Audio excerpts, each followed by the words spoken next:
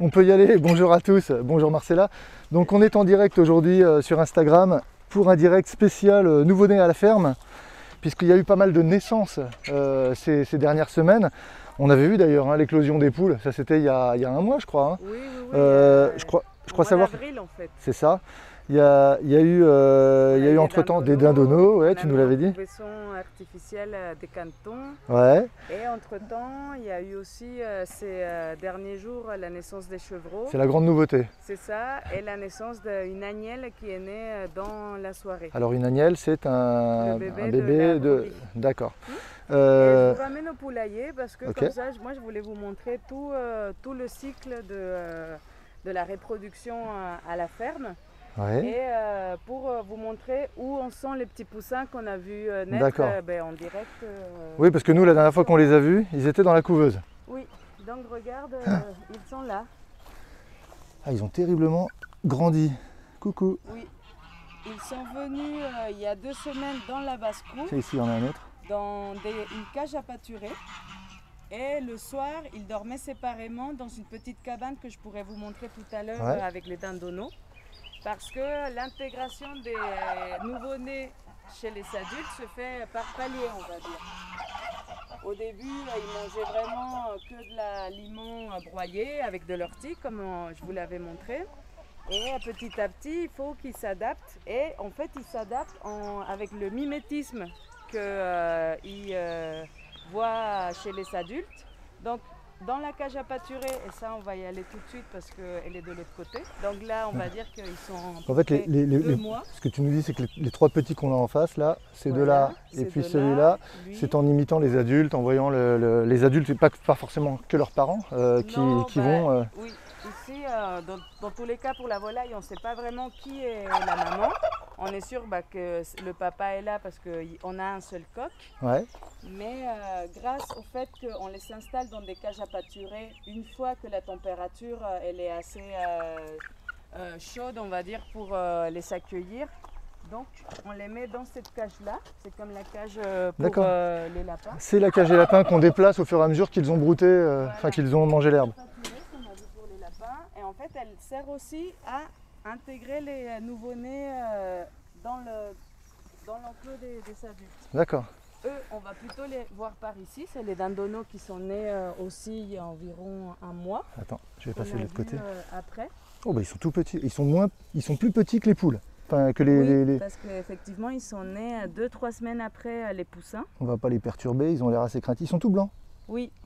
Ils sont très craintifs parce qu'en fait, c'est leur première journée à l'air libre, on va dire. D'accord. Ils étaient où avant? Ils étaient dans le labo, dans une grande cage que je pourrais vous montrer tout à l'heure. On va pas les embêter plus longtemps, ils ont l'air un peu impressionnés. Oui.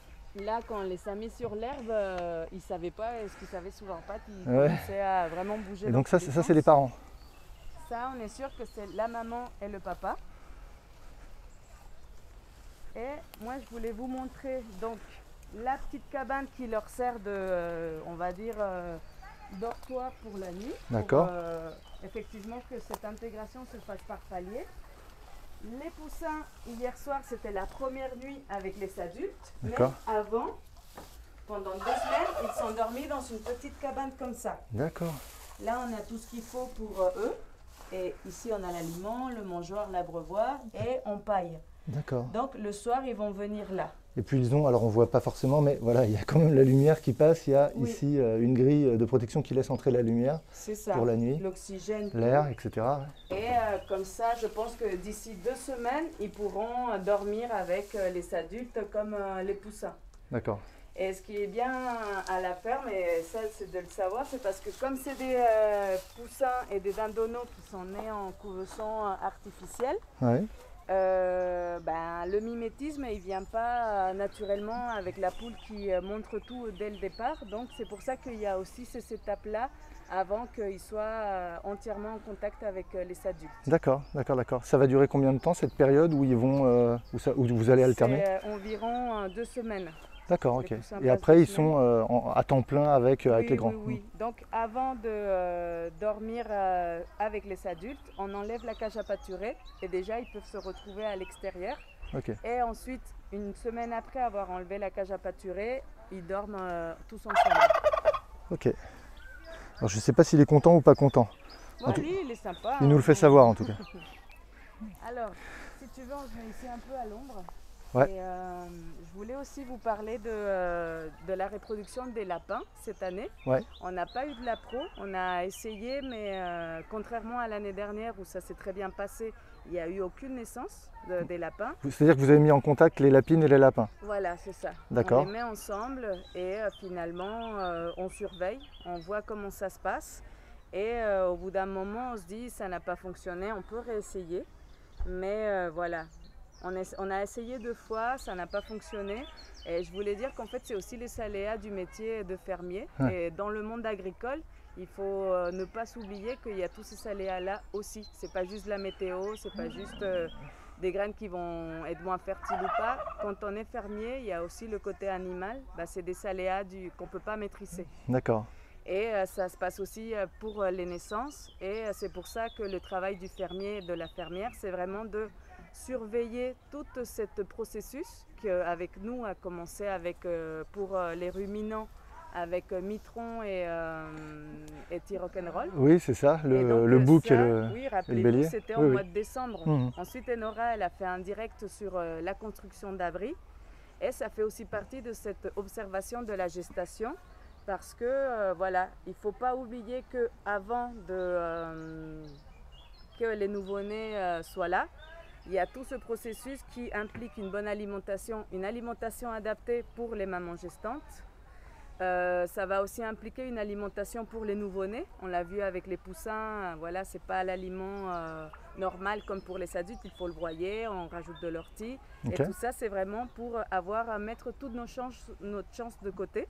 Comme dit bien notre collègue Guillaume, c'est parce que voilà, il y a, comme la nature nous apporte des aléas, on doit faire face, on met toutes nos chances de notre côté pour que le fermier aussi puisse maintenir ses cheptels. Bien sûr. C'est aussi une des... la reproduction, ça implique forcément, on veut maintenir nos espèces. Alors, je vais passer par là pour rejoindre directement les chèvres. Ok. On y va, on va voir les chèvres. Alors là, on vient de traverser le poulailler et le territoire des dindons. Est-ce qu'il y a un nom particulier pour le lieu où on... Ici, c'est la basse-cour. D'accord. Là, il y a la mare avec les soirs. Je pense qu'on n'a pas pu faire de direct sur les soirs. Donc, ah ben elles sont là, les oies, ouais. Le jarre qui est le tout blanc. Ouais. Elles sont trouvées naturellement. Mais pareil, comme pour les lapins, il n'y a pas eu, de naissance. De naissance. D'accord. On l'appelle Jean-Michel Jarre. Jean-Michel Jarre. Énorme. Pour eux, ça n'a pas marché cette année. D'accord. Donc là, on va retrouver les chevreaux. Donc les chevreaux, pour ceux qui rejoignent le live en cours, les chevreaux, c'est la grande nouveauté. Ils sont nés la semaine dernière. Et on en attend un, tu me disais, pour aujourd'hui ou demain, c'est ça? Oui, il y en a 2 qui devraient encore arriver. Ouais.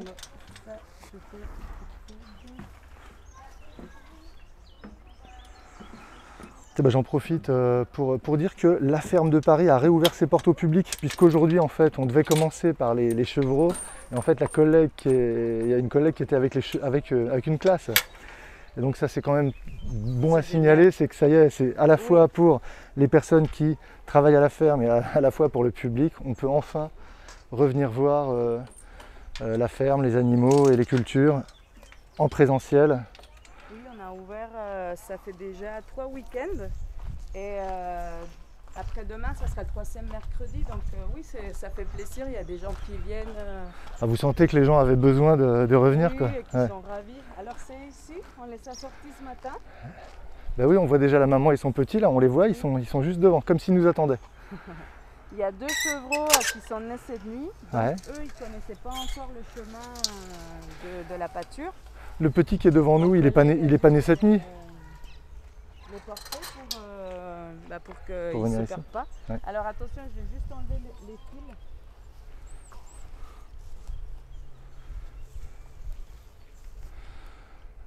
Toutes les bêtes sont curieuses, elles regardent toutes vers nous. C'est-à-dire à la fois les moutons et la chèvre qui n'a pas l'air rassurée. Je vais te demander demandé d'enjamber Oui, bien sûr.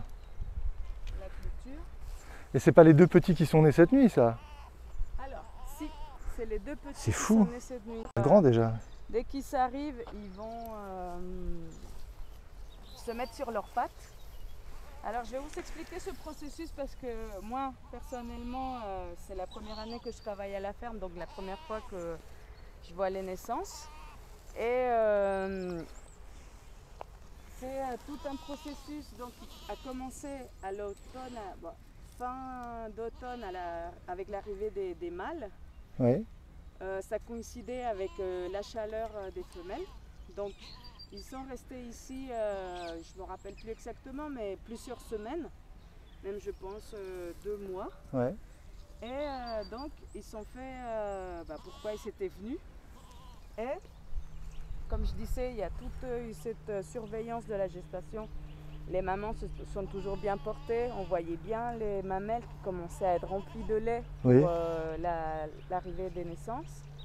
Et petit à petit, nous, les collègues fermiers, ils commençaient à nous dire soyez attentifs parce qu'il se peut que ça soit aujourd'hui les naissances. Ça fait déjà 1 semaine et demie. D'accord. Et donc on surveillait. Jeudi dernier en soirée, Osmonde, c'est-à-dire, je vous l'avais dit au premier direct sur les chèvres des fossés, Osmonde, la meneuse du troupeau, a donné naissance toute seule la nuit. D'accord. Donc on savait qu'il allait bientôt y avoir d'autres. Et par la suite, c'est Olive qui, elle aussi, elle a encore... Olive, c'est celle qui est devant nous là. Olive, non, c'est celle qui est tout au fond là-bas. D'accord. Osmonde et Olive, Celle qui est là-bas, d'accord. Mais si tu veux, on peut faire un tour. Oui, allons faire un tour sans les déranger. Oui. Alors ça, c'est... Il y en a une qui est là avec ses 2 petits. D'accord. Ou avec un. Elle, je pense que c'est Osmonde. C'est la meneuse. Oui, et effectivement, il y a 2 petits qui ont l'air plus grands que les autres. Mais oui, ils sont nés donc jeudi de la semaine dernière en soirée. D'accord. Et ça, c'était les sabris qui avaient été faits pour leur arrivée. Pour le bien, tu vois là, ça leur fait de l'ombre, même s'ils sont non derrière.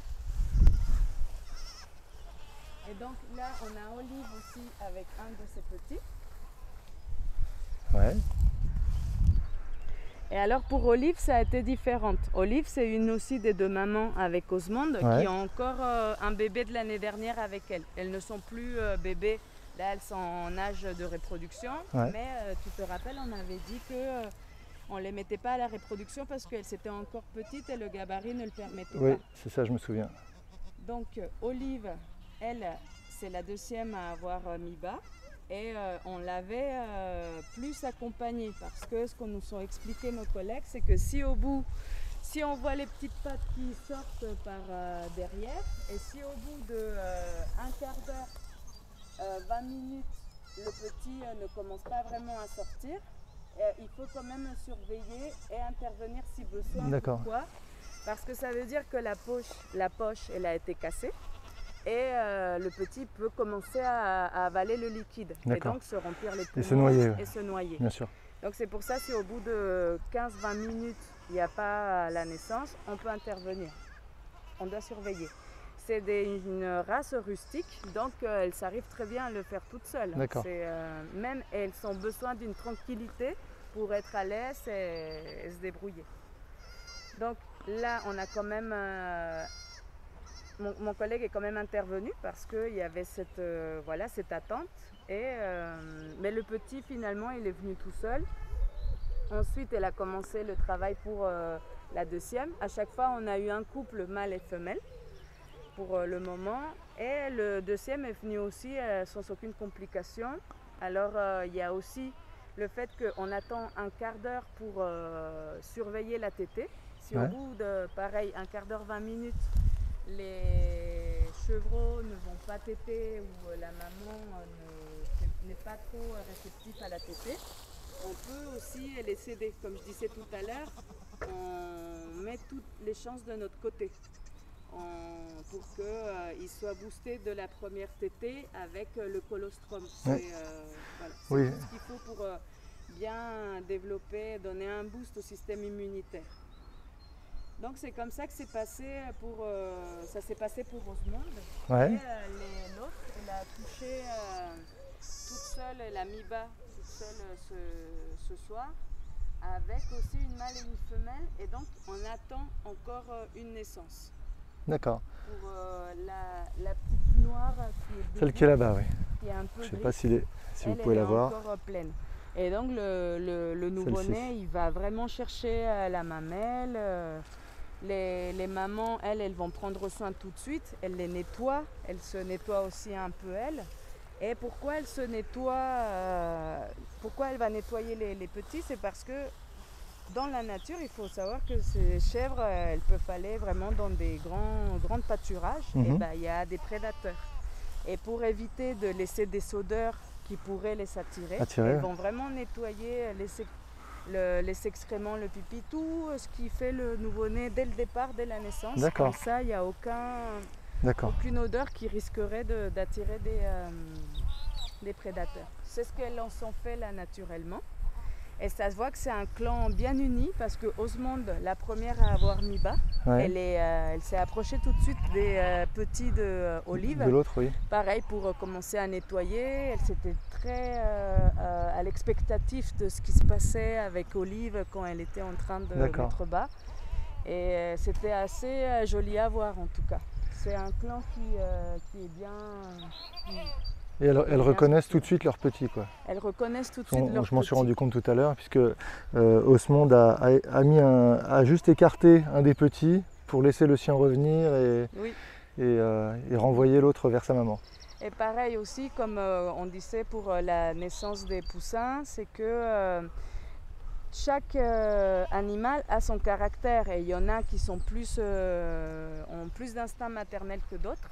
Et le fermier aussi agit en fonction de ça, parce que tu t'imagines que s'il y a une maman qui finalement, on sait qu'elle n'a pas trop d'instinct maternel et que pour la tétée, elle commence un peu à ne pas se laisser faire, il faut quand même intervenir. Bien sûr, bien sûr, bien sûr. Donc, super. On pourra aller voir la petite Agnelle qui est née aussi. C'est ce que j'allais te proposer, parce que ça les gens ne le savent pas, mais on a aussi une petite Agnelle qui est née cette nuit, enfin tu l'as dit tout à l'heure, mais assez rapidement. Et donc c'est une Ouessant, c'est ça, ou une Texel? C'est une Ouessant. D'accord. Avec, attention au fil. Ouais. Avec pour elle, le bélier de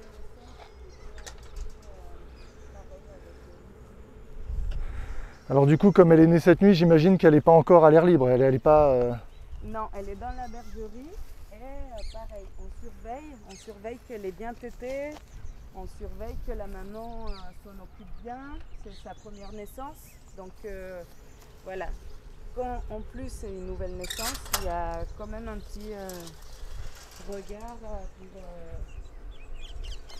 que le nouveau-né comme la maman aille bien. C'est quand même une épreuve de mettre bas. Et bon, dans ce cas-là, tout s'est bien passé. Là, tout s'est bien passé. On l'a trouvé ce matin. Ça a été une surprise. C'est le petit cadeau du matin. Oui, c'était génial de savoir qu'elle était là. Si vous avez des questions en direct sur la gestation, sur la mise bas, enfin des choses spécifiques à la naissance des petits à la ferme, n'hésitez pas, hein, puisque Marcella pourra probablement répondre. Oui. Profitez-en. Attention à la rive. Oui. Elle est juste là. Et ça, c'est génial. La maman, tout à l'heure, elle l'a poussée un petit peu. En tout cas, elle lui offrait pas les mamelons pour la tétée. Et là, regarde, elle la laisse être sous ses pattes. C'est génial. La petite, elle veut téter. C'est une petite. Oui. Elle est en train de chercher. Oui. C'est drôle cette tache pour une Ouessant, cette petite tache blanche sur la tête. Blanche. Alors que même le bélier n'avait pas de cheveux blancs, mais elle est née avec cette crête blanche. Et donc voilà, on isole quand même la maman. Et voilà, elle a trouvé. Et la maman se laisse bien. Tout à l'heure, comme je te disais, elle ne se laissait pas. Donc on a dû aussi intervenir parce qu'on ne savait pas bien à quelle heure elle était née. Elle s'est bien débrouillée et on pensait quand même qu'elle avait pu téter parce qu'une des deux mamelles était moins remplie. Mais voilà, on a quand même trait la maman, on a proposé le lait à l'agnelle. D'accord. Aussi quelque chose par rapport à la naissance, que concernant cette, on va dire, ce nettoyage qui a lieu après la naissance, la maman, quand elle perd sa poche, elle va ensuite la manger. Oui. Elle va s'alimenter. Ça arrive chez pas mal d'espèces, parce que je crois que c'est très riche en nutriments. Oui, c'est très riche. Et aussi pour éviter qu'il y ait des odeurs qui attirent des prédateurs. Mais effectivement, c'est très riche. Et les mamans en ont quand même souffert à mettre bas. Du coup, effectivement, ça va aussi la booster elle pour reprendre des forces tout de suite après. D'accord. Ok. Bah, c'est super. C'est vraiment petit. Hein. Et quand est-ce qu'elle, pour une petite créature comme ça qui est née cette nuit, quand est-ce qu'elle va commencer à manger et à vivre avec les adultes? Tu disais c'est aussi 2 semaines? Non, là par exemple les chevreaux, eux c'était tout de suite. C'est tout de suite, oui, on les a vus. Là, elle mettait plus longtemps et donc voilà, c'est pour avoir une meilleure surveillance, mais ça va être dans quelques jours. D'accord, ça va être très rapide. Oui, les nouveau-nés auront aussi cette étape de sevrage quand ils vont arrêter à la tétée et passer à l'herbe. Et vu que ici les animaux ils sont en plein air, cet sevrage se fera beaucoup plus facilement, il y aura moins de dérangements intestinaux. Et parce que comme les mamans broutent l'herbe, ça passe dans le lait et donc les nouveau-nés auront déjà les substances qui se trouvent dans la pâture. D'accord. Et oui, il y a quand même une petite étape ensuite pour les croissances. Il y a aussi une alimentation spéciale qui va être donnée aux plus jeunes pour cette étape des croissances. Et donc, voilà, quand on fait de la reproduction, ça commence bien avant la gestation, la mise bas, et ensuite on va jusqu'à l'élevage des nouveau-nés. Pour nous, à la ferme de Paris, c'est très important tout ce qui est bien-être animal.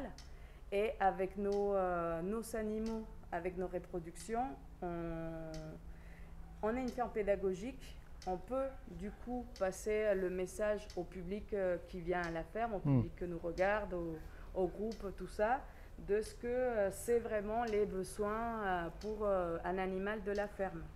Par exemple, toute la réglementation en agriculture biologique qu'on suit. Et donc, c'est aussi important pour nous d'avoir des reproductions à la ferme suite à ça. Bien sûr. Autre chose, c'est que plus largement dans le monde fermier, ça fait partie quand même du maintien des cheptels, de faire de la reproduction. Nous, on travaille avec des éleveurs partenaires qui sont dans la préservation des races rustiques.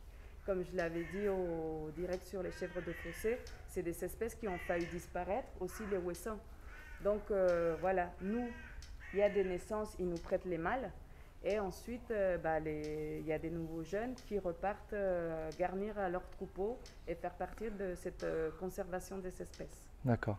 J'en profite pour répondre à 2 questions. On a effectivement Van Wolf qui demande si le site est ouvert au public. Oui, on l'a dit tout à l'heure, mais oui. tu as dû rater le début. Mais je vous rappelle quand même les horaires parce que c'est mercredi de 13h30 à 17h.